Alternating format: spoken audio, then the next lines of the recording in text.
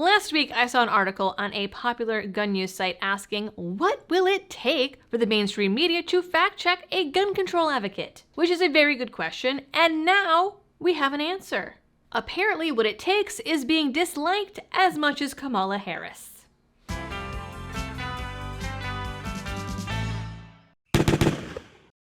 Hello everyone, and welcome back to the channel.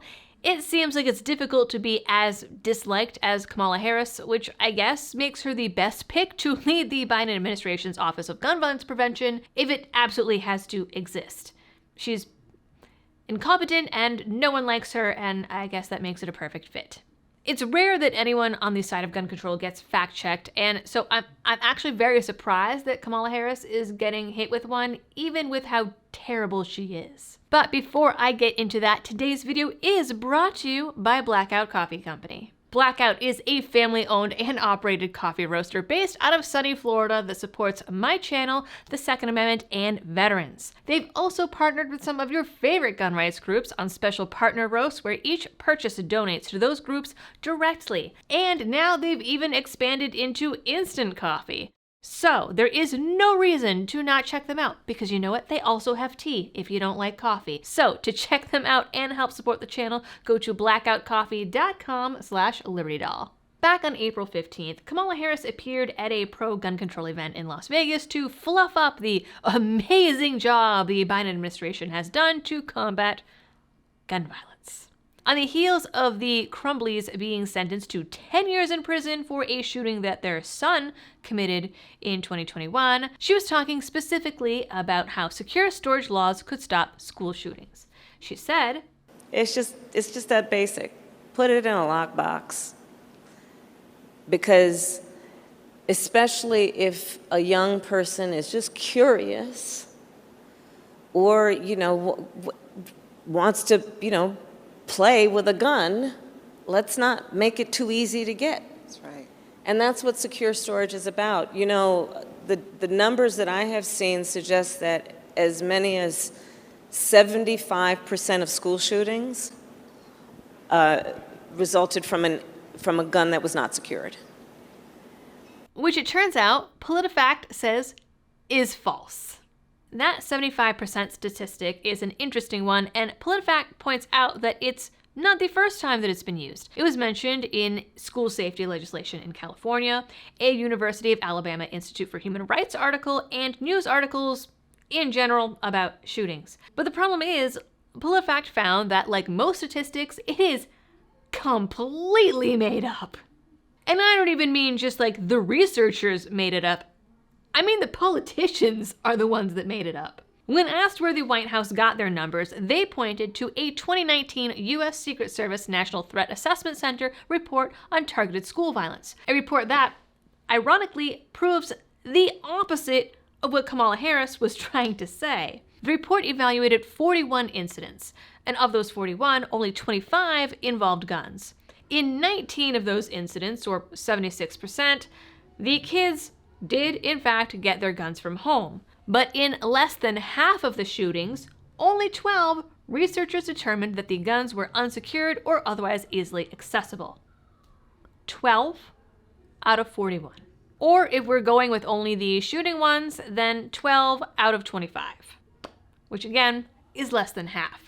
The only way to actually get to that 75 or 76% number is to count all of the shooters that got their guns from home, meaning that gun controllers are having to pad their numbers with cases where the guns were stored securely in order to make the case for safe storage laws. In some of those cases, kids broke into lock boxes or locked cabinets. In others, they stole them out of lock boxes and locked cars. And some states would consider that 2 layers of safety.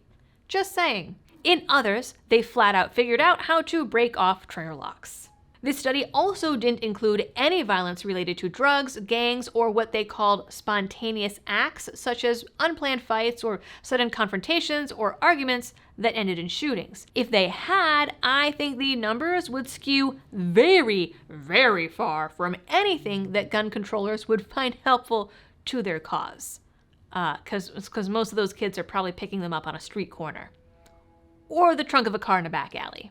It's also worth noting that the study used the government definition of safe storage, where being locked in a safe or lockbox isn't actually enough. For the researchers to consider a gun secure, it had to be in a lockbox or safe, unloaded, with the ammo locked up in a separate location. So 2 locked areas. So that means that firearms locked up but stored loaded or stored with an ammo box next to them fell into their unsecured category, which skews the numbers even further away from the gun control stance. Because it means it's very likely that a much higher percentage of those guns were actually locked up somewhere. Now, obviously, if you have kids at home, safe storage is something you should be thinking about anyway, and it means different things to different people. Most people also want to be able to have access to their firearms quickly in the case of a home invasion or anything else that could happen, so the typical government definition is not going to work for every gun owner. And I know, because there's always going to be someone that says it. This thing does not have a bolt and it is zip-tied to the bookcase. It is a question that has come up before. And on top of that, all kids should be taught to respect firearms and should be taught firearm safety. And if your kid is suffering from some kind of mental health issue, maybe get them some help. Or maybe that would be the time to consider having a friend or family member hold on to your stuff for a little while. Only you can be the judge of that.